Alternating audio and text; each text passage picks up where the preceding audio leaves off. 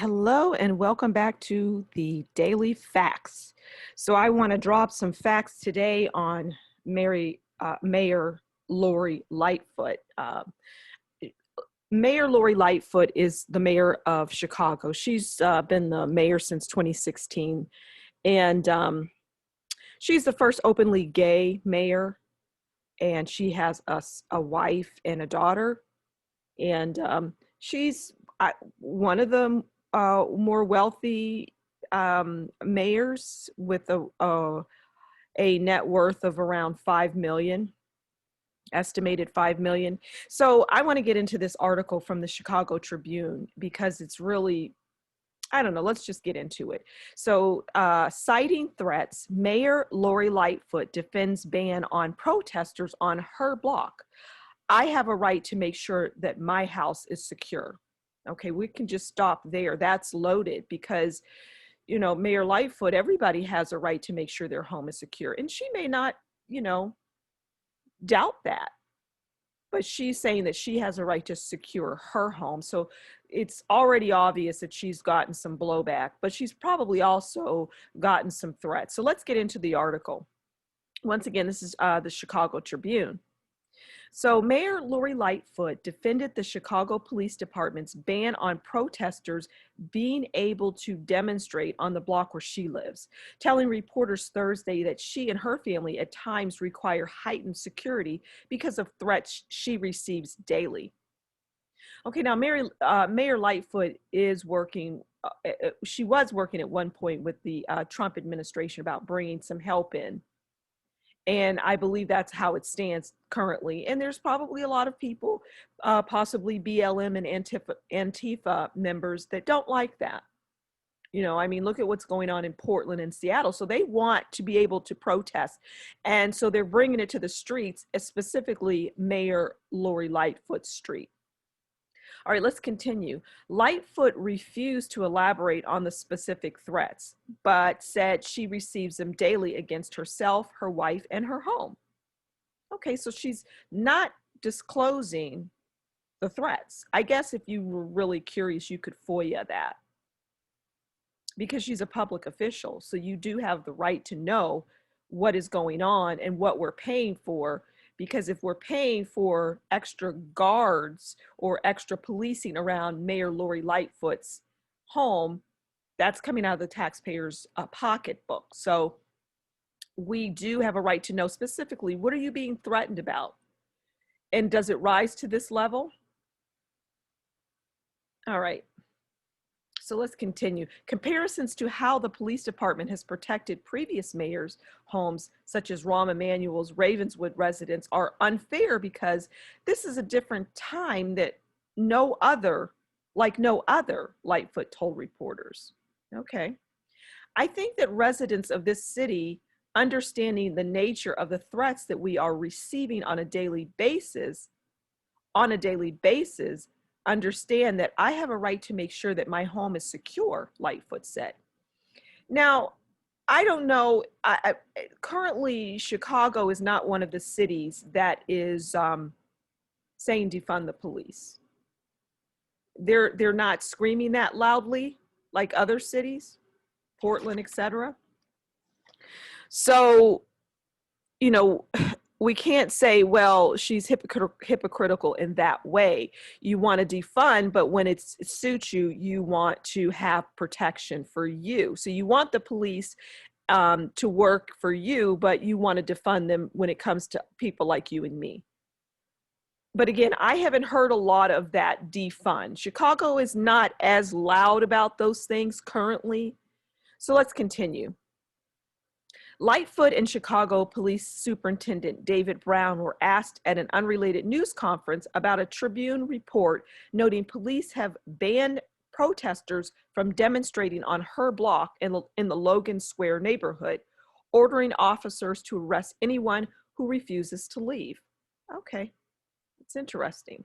The directive surfaced in a July email from then Shakespeare District Commander Melvin Roman to officers under his command. It did not distinguish between the peaceful protesters Lightfoot regularly says she supports and those who might intend to be destructive, but ordered that after a warning is given to demonstrators, it should be locked down. Okay. Activists and police sources could not cite instances when the city repeatedly locked down her predecessor Emmanuel's block against protesters. The Kenwood block, where former President Barack Obama lived with his family when his primary residence was in Chicago, was shut down for access only by residents after his election. Okay, but Lightfoot said such comparisons don't make any sense after Brown referenced the ongoing coronavirus pandemic, as well as civil unrest that have flared since the George Floyd killing at the hands of Minneapolis police. I'm not going to make any excuses for the fact that, given the threats I have personally received, given the threats that she's not disclosing, so we don't really know the nature of the threats, given the threats to my home and my family, I'm going to do everything I can to make sure they're protected, Lightfoot said. I make no apologies whatsoever for that. Okay. I guess a person in her, of her means, of her stature, can throw that around. I suppose if I had money, and I lived on a block where there were potential protesters and I could, say, for example, pay for security, I would absolutely do that, especially if I felt threatened. But I digress. Since the order, and even for a time just prior to its writing, Chicago cops have repeatedly blocked protesters' access to the block with groups of officers and barricades.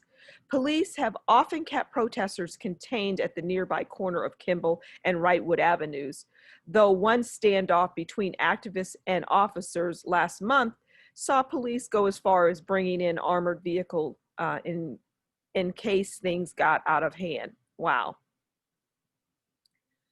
Well, the article goes on for a little while. We'll finish it out. Aside from the expanded police presence to block protesters from reaching her home, Lightfoot already receives 24/7 protection from cops, including officers stationed at the residence. And I think that's typical practice for a politician, at least here in Chicago. The aggressive policing has sometimes siphoned away resources from the area's police district, some sources with knowledge of the situation said, leading to quiet grumbling. Okay, so that's huge. The aggressive policing has sometimes siphoned away resources from the area's police district. So basically, her getting protection is siphoning off policing in other areas. So, what are you going to do? Both Lightfoot and Brown noted there are laws on the books banning residential protests, but Brown acknowledged the police department does not always enforce them. Brown said the city tries to give wiggle room for protesters. Oh, so what is a law for then? I mean, why do we create laws if you're going to create wiggle room or just completely ignore the law? I mean, we have so many laws anyway on the books. There's laws that are ridiculous that you would find unbelievable here in Chicago. And there have been no amendments. I mean, you don't get rid of laws. You either amend them or you ignore them. But you can always resurrect them at any time. You can go back to 1952 and resurrect a law that hadn't not been amended, or even has been amended, but specifically hasn't been amended. And say there's a law that says you can't go outside after 9 p.m. Well, at any time they can resurrect that, even though they haven't since 1952. So, right. We have, let's see. Brown also cited instances where peaceful protests have been hijacked by agitators as a reason for keeping demonstrators off Lightfoot's block. Well, anybody could say that. I mean, there was protesting in my neighborhood. Windows were busted out of businesses and Black Lives Matter posters and things, and was spray painted on doors and windows and such, walls. We have seen very peaceful First Amendment protests for the most part, but embedded in each of those protests have been very violent people, and they're embedded.